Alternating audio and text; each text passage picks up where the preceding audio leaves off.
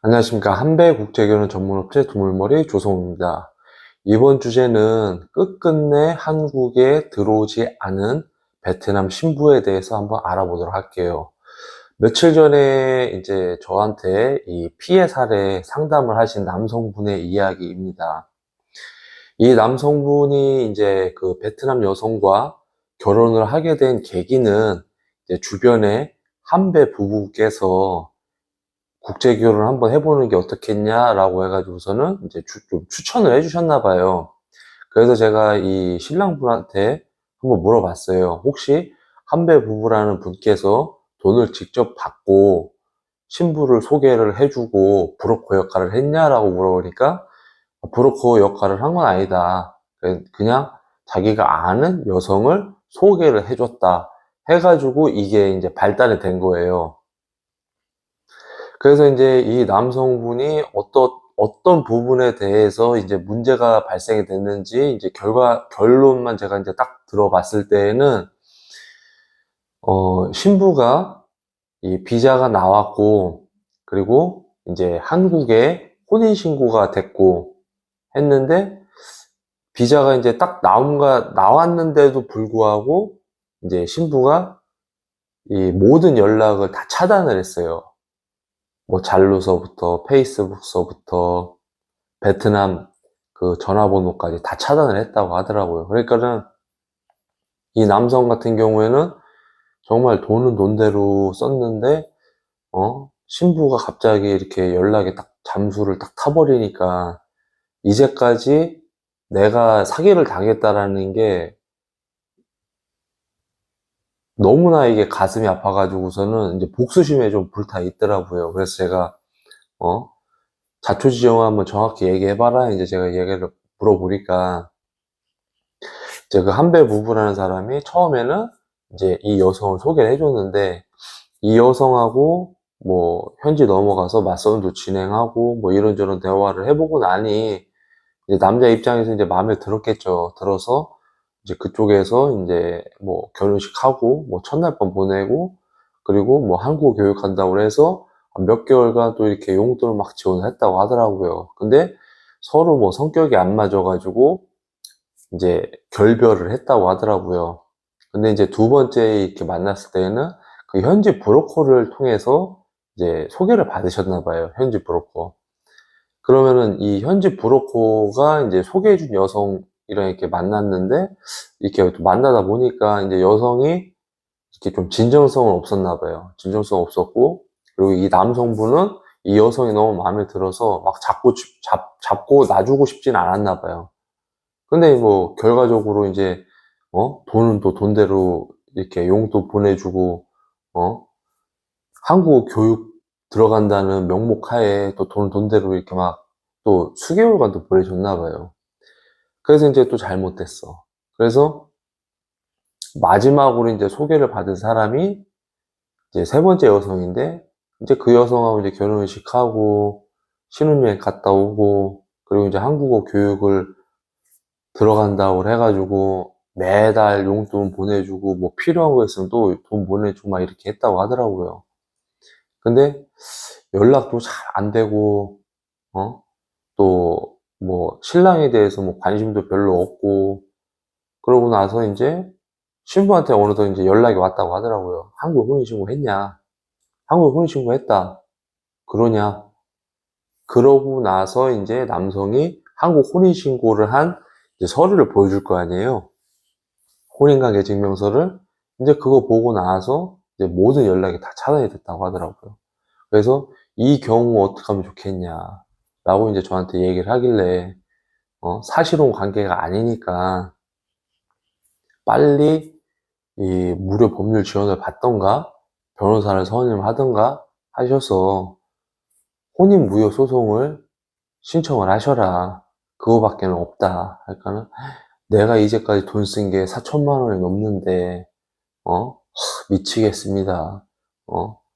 결혼 한번 해보려고 부모님이 주신 돈도 또 썼고 자기가 갖고 있는 돈도 썼고 해가지고 총 4천만 원을 더 썼는데, 또 이렇게 혼인 무효까지 한다라고 하게 되면 또 최소 500만 원 또 써야 되니까 막 진짜 막 부글부글 끓더라고요. 그래서 제가 그분한테도 그랬어요.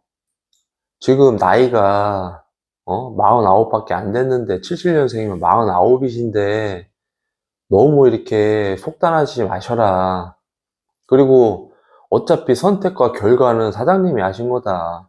그 막말로 사장님이 뭐 복수심에 불타서 현지 넘어가서 내가 브로커 남자 베트남 아는데 그 남자한테 해코지 해봤자 사장님한테 돌아오는 거는 현지 징역밖에 없다. 그리고 막말로 뭐 그 사람들하고 뭐 계약서를 작성을 한 것도 아니고, 그리고 현지는 국제결혼 업체 자체가 불법으로 간주하기 때문에 그쪽에서 뭐 계약서 쓴 것도 없고 아무것도 없어. 그러면은 사장님은 피해자로 간 게 아니라 그냥 가해자다, 가해자. 냉정하게 판단하셔라. 그래봤자 사장님 손에 피 묻히고 하면 사장님만 어? 인생 꼬이는 거다. 그리고 부모님은 어떻게 하실 거냐? 부모님은 그래도 자식 한번 잘 돼보게 하려고 결혼도 이렇게 결혼 비용도 이렇게 투자를 하고 하셨는데 부모님 생각하지 않겠냐? 그러니까 이분이 막 계속 씩씩 되는 거예요. 씩씩. 막 진짜 미쳐버릴 것 같다고. 어? 트라우마가 장난 아니라고 막 이렇게 하시길래 제가 사장님보다 살아온 인생이 3년은 짧지만 어? 저도 이런 일이 비일비재합니다.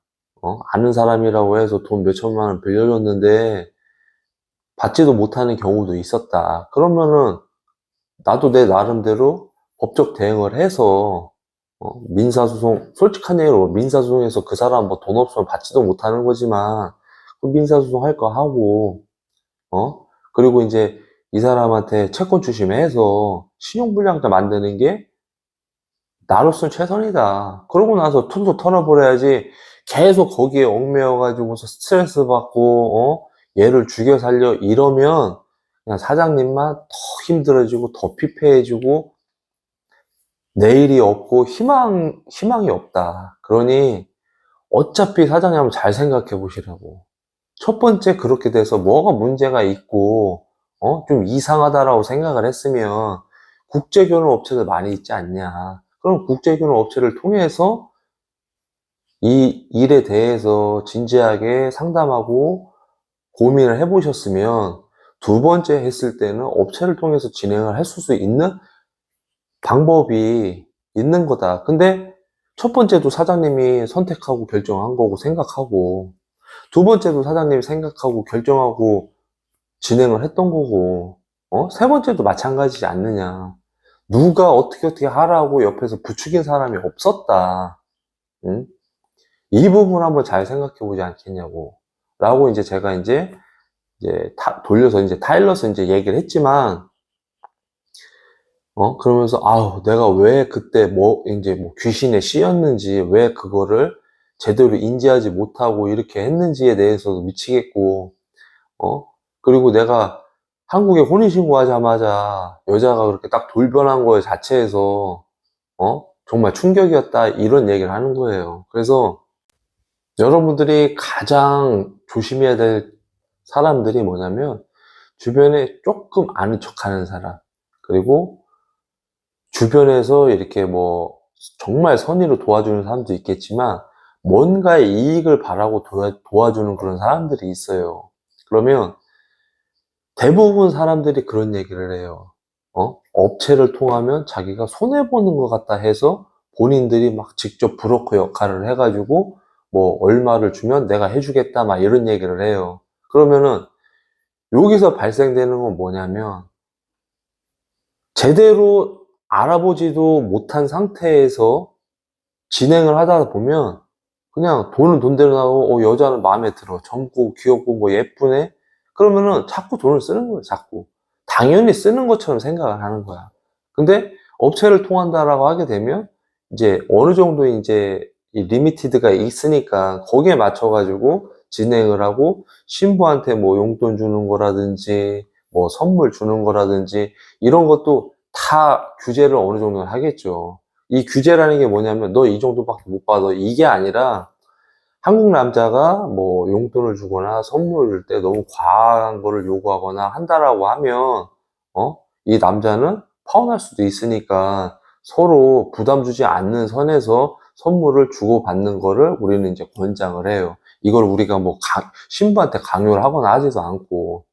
그래서 이제 그런 말들을 알아듣고, 네, 알겠습니다. 뭐 남편을 존중해서 제가 뭐 잘 알아보도록 하겠습니다. 뭐 교제를 한번 해보도록 하겠습니다. 참고를 하겠습니다. 뭐 이런 여성들이 있단 말이에요. 근데 이제 그거를 뭐 콧바퀴 끼고 한다라고 하면은 그런 여자를 맞선을 진행 안 시키죠. 왜? 목적이 따로 있으니까.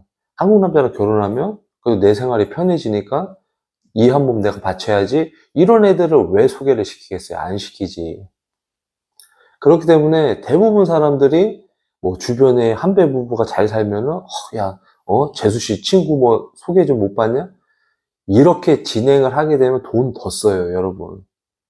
주변에 한번 생각을 해보세요. 왜? 내가 어느 정도 선에서 해야 되는지도 모르고, 어느 정도 선에 뭐 집안에다 선물을 보내줘야 되는지도 모르고, 처갓집에 만약에 놀러 가더라도 내가 어느 정도 선에서 해야 될지도 모르고, 뭐 우리 아빠 뭐 이거 좋아해요, 저거 좋아해요 하면 딱 보면 가격대가 좀 생각보다 센데 뭐 이렇게 해도 뭐 이 여자가 그래도 나랑 결혼할 마음이 있다라고 사람들은 착각을 하는 거야, 한국 남자들이.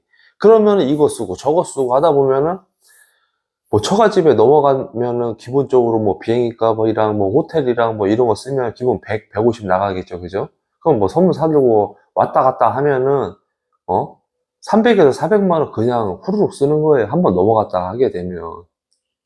근데 그게 뭐 종종 일어난다?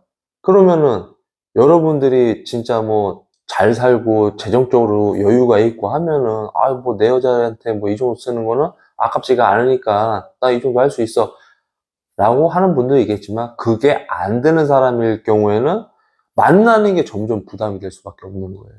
그럼 어떻게 되겠어요? 결혼에 대해서 다시 한번 생각할 거고, 그리고 이 여자에 대해서 점점 의심만 한단 말이에요. 내가 잘 모를 때에는. 그렇기 때문에 여러분들이 만약에 결혼을 한다라고 하면 조력자는 반드시 필요해요, 조력자. 국제결혼 업체를 통해서 이제 결혼을 하신 분들 중에도 잘 사는 분들 되게 많이 있어요. 근데 그 중에, 고객을 돈으로 생각하고 그냥 뜯어먹으려 하는 그런 업체에다 이제 발이 묶이게 되면 피해를 입는 거지만, 요즘에는 진정성을 갖고 정말 이 남자가 국제결혼을 해서 정말 잘 살았으면 좋겠다라고 생각을 하고 진심으로 하시는 분들이 있어요. 그러면 여러분들이 알아야 될 게 뭐냐면, 이 국제결혼 업체의 비용은 다 달라요. 금액이 다 달라. 그냥 내가 아무 여자를 내가 소개해 주겠다. 그러면은 1300에서 1500에서 하면 돼요. 그냥 현지의 마담들이 데리고 나오는 여자들 해가지고선 이렇게 소개하면. 근데 그 외적으로 내가 정말 괜찮은 여성들을 남성의 스펙에 맞춰서 소개를 해. 그러면은 이 사람들이 뭐 2천을 받을 수 있는 거고, 3천을 받을 수 있는 거고, 4천을 받을 수 있는 거고, 5천을 받을 수도 있는 거예요. 왜? 신부가 예를 들어서 뭐 의사야, 의사 출신이야, 그러면은 더 받고 진행을 할 수 있겠죠. 그렇기 때문에 이 국제결혼은 정액제가 아니에요, 여러분. 정액제가 아니고, 이 국제결혼 업체는 말 그대로 내가 상대방 남성에 맞는 여성을, 정말 이 여성과 남성의 스펙을 어느 정도 맞춰서 신부를 소개해 줄 수 있는 그 정도의 섭외력이 있는 회사마다 갭 차이는 다 있다라는 거예요. 그리고 솔직한 얘기로 변호사들도 보면 민사소송하고 뭐 형사소송 하는데 뭐 300만 원, 400만 원 받는 변호사들도 있고, 뭐 1000만 원, 2000만 원, 3000만 원 받는 사람도 있고, 1억, 뭐 10억 이렇게 막 성공수수료 해가지고서 뭐 1억 받는 사람도 있고 많이 있어요. 그러면은 그 사람들이 그 정도의 돈을 받고 일을 하는 거는 그 사람이랑 진행을 하게 되면 이 승소율이 높기 때문에 그 사람들이랑 하는 거 아니겠냐, 이 말이죠. 그리고 국제결혼도 마찬가지예요. 국제결혼 업체를 통해서 이 남성을 데리고 국제결혼을 진행을 하게 됐을 때 어떤 업체는 그래요. 더 이상 나올 신부가 없다. 여기서 알아서 고르셔야 된다. 이렇게 얘기하는 업체가 있어요. 그러면은 진행 안 하면 돼요, 여러분. 그리고 저 같은 경우에는 이제 우리 신랑분들은 다 할 거예요. 저 같은 경우에는 우리가 이제 금요일도 또 마상을 딱 진행을 하게 되면 그날 안 됐어. 그러면 그 다음날. 그럼 또 수십 명의 여성을 보겠죠? 안 됐어. 다음날. 그렇게 진행을 해요. 그런데 3박 5일 동안 안 됐어. 그럼 제가 뭐 신랑한테 얘기를 하겠죠? 며칠 더 연장 가능하면 연장하셔라. 어? 이렇게 얘기를 하든가, 이 사람이 시간적인 여유가 없다. 그러면 다음에 다시 또 옵시다. 저는 이렇게 얘기를 해요. 왜냐면은 국제 결혼을 해서 하려고 하시는 분들 대부분 보면 정말 이 사람이다라고 생각을 하는 여성을 딱 만나야 돼요. 그러니까 자기랑 어울리는 이 색깔을 가진 여성이 있어요. 정말 이 여성이면은 정말 내가 막 이 사랑의 감정이 막 싹트고 하는 그런 여성들이 있단 말이에요. 괜히 내가 막 이렇게 순화되는 것 같고 힐링 받는 것 같고 그런 여성이 있단 말이에요. 그러면 그런 여성을 만나서 우리가 이제 감정을 쌓아가고 이 사람한테 내가 하나라도 더 잘하려고 하는 그런 마음이 스스로 생기는 여성을 만나야지만이 정말 어떤 일이 생기더라도 내가 이해를 하고 어느 선에서 또 합의를 하고 그러면서 아기자기하게 또 이렇게 사랑을 키워나가거든요. 근데 그러지 않은 여성을 막 소개를 받아. 여기서 골라야 돼요. 그러면 어떻게 되겠어요? 문제 발생이 시작이 될 수밖에 없는 거예요. 그렇기 때문에 국제결혼 업체 뭐 금액 따라가지 마시고 여기가 싸네 뭐가 싸네 하는 데는 대부분 보면은 뭐 별도 비용 이러고, 그리고 신부하고의 뭐 문제가 발생이 된다 하더라도 그냥 남자 탓하는 데가 되게 많아요. 왜냐면은 여자 입장도 들어보고 남자 입장도 들어보고 이 3자 영상 통화를 해서 오해나 앙금을 풀어주는 그런 업체를 선정을 하셔야 된다 이 말이에요. 그리고 이제 우리가 이제 국제 결혼을 하게 되면은 이제 진행 절차가 있어요. 진행 절차. 언제서부터 언제는 뭐 이런 진행, 언제부터 언제는 이런 진행, 언제서부터는 이제 서류를 통해서 뭐 베트남에 혼인신고하는 그 기간, 그리고 한국에서 혼인신고하는 기간, 그리고 신부가 한국에 입소를 해서 한국어 교육을 받는 기간, 그리고 언제 토픽을 시험을 보고 합격자가 발표되는 그 기간, 그리고 이 모든 기간이 다 완료가 됐을 때 신부가 한국으로 들어올 수 있는 그 기간이라든지 뭐 비자 접수라든지 이런 거를 체계적으로 딱딱딱딱딱딱 이렇게 얘기를 해주게 되면 그 회사 일 잘하는 거예요. 근데 몇 달이 지났는데도 베트남에 혼인신고가 안 돼 있고, 그리고 어떻게 해야 되냐고 물어봐도 제가 지금 바쁘니까 나중에 제가 안내해 드릴게요 이러면은 볼장 다 본 거겠죠. 그러니까 내가 신랑한테 다 빼먹었다 이거랑 같다라고 보시면 돼요. 그러니까 여러분들 정말 뭐 가격을 떠나서 본인들이 정말 결혼을 한다라고 하면 이쪽 업체도 한번 들어보고 저쪽 업체도 한번 들어보고 비교를 잘 한번 해보시고 진행을 하세요. 그리고 제가 한 번 더 얘기하지만 이 한배 부부 커플들한테 절대 소개를 받지 마세요. 왜? 내가 이 여자에 대해서 뭘 알겠어요? 뭐 서류 검증을 해주는 것도 아니고 이 여자가 과거에 어떤 일이 있는지도 모르고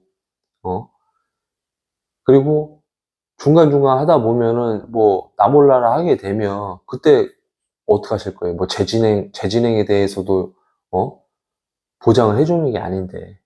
그러니까 제발 뭐 한배 부부가 소개해 줄게, 그리고 한배 커플이 소개해 줄게 해가지고 진행하면 배보다 배꼽이 더 크고 정말 이 여자가 좋은 사람인지 안 좋은 사람인지 그 뭐 재수 씨나 형수를 보고서는 뭘 보고 믿겠냐고.